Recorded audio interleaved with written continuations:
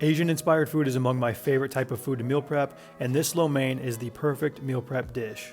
Earlier this year, I put all of the meal prep recipes from my website into a tournament bracket and pitted them against each other to see which one would come out on top. This lo mein recipe made it all the way to the final four. It's packed with vegetables, it's easy to make, it's fast, and it's got great flavor. Start by preparing your noodles according to their packaging. You can really get by with using any kind of long noodle you want here. I'm using pad thai rice noodles because they're gluten-free, but if you wanted to use lo mein noodles, that'd obviously be more congruent with traditional lo mein. Next, we're going to wash and cut all of our vegetables before we do any of the cooking. This is called mise en place, and it's French for get your shit together before you throw anything in the pan. Try to get in the habit of doing this every time you meal prep. Chopping all your vegetables before you start cooking is going to keep you more organized in the kitchen, and things are going to run smoother. There's not much more annoying than having to pull a pan off the heat because you didn't prepare well enough, and you need to take some time to go cut up the next thing that goes in that pan.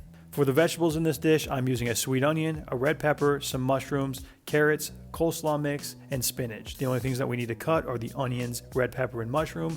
I like to cut the onion into thin slices, the red pepper into strips, and the mushrooms into thin slices. For the carrots, I take a vegetable peeler and peel down the length of the carrot to make ribbons. I like these super thin slices for carrots because carrots are so hard they take a little bit longer to cook, and when they're sliced really thin, they cook in a snap. For the meat in this recipe, you can use any kind of ground meat that you want. In this video, I'm using 93.7 ground turkey, but I prefer to use ground chicken. For whatever reason, ground chicken is just not ubiquitous in grocery stores in the United States, so I'm often resigned to using ground turkey. Ground beef and ground pork are also great choices. They're probably just going to be a little bit higher in fat unless you pay extra to get the lean stuff. Cook that meat in a bit of oil and try to get good Maillard browning for awesome flavor. For the vegetables, I stir fry them in order of the time it will take them to cook. So I start with the onions, allow them to develop some color, then I add in the red peppers, then the mushrooms, then the carrots, and finally our leafy greens. The reason I do it in steps like this is because I don't have a large skillet to cook the food in. So if I added all the vegetables at once, it would release a lot of water and they would be more prone to steaming instead of browning like I want them to. If you have a giant wok and you wanted to save some time, you could absolutely throw them all in at once. The final dish is still going to turn out well, and like I always say, they're vegetables. How good can they really be even when they're cooked perfectly?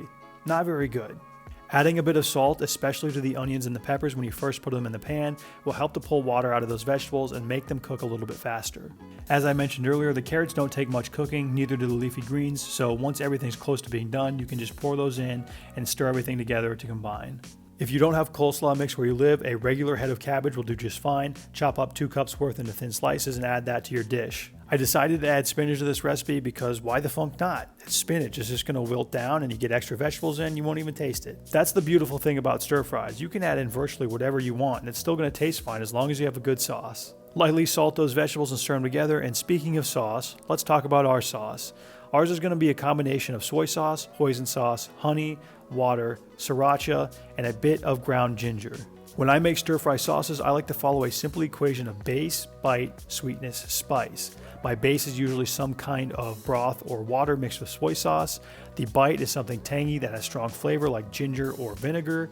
Sweetness comes from honey, sugar, or syrup, and the spice comes from hot sauce or chilies. Like I mentioned in our video last week, multitasking during meal prep will help you save time, so you should make this sauce while your vegetables are cooking. If you have the real estate on your stove, you could cook the meat and the vegetables at the same time. It will just make things go faster. Once everything has been cooked, it's time to bring it all together. In a large pot, pour in the sauce, and then add in your noodles and mix well to make sure they are evenly coated. We didn't do any seasoning on these noodles, so it's important that we get them covered in the sauce so that they don't taste bland. Next, add in your vegetables and meat and stir it to incorporate.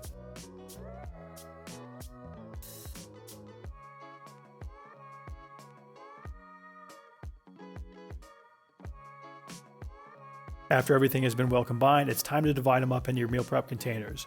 This recipe makes 5 servings, so divide it evenly 5 ways. When it comes to dividing evenly, I always just go with the eyeball method. It doesn't make a difference to me, and I don't need them to be too accurate, but if you wanted to have exact measurements, I would get out a scale and weigh and measure them. As long as you eat all the meals by the end of the week, it's going to even out anyway though. Top each dish with green onions, and once they have cooled, throw the lid on them, put them in the fridge, and they are ready to go.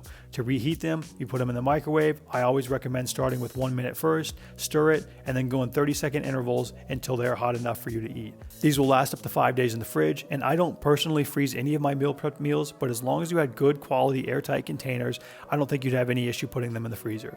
Each dish has about 557 calories and 40 grams of protein. You can find the full written recipe for this lo mein in the description below or on my website, www.mealprepmanual.com. Go check it out.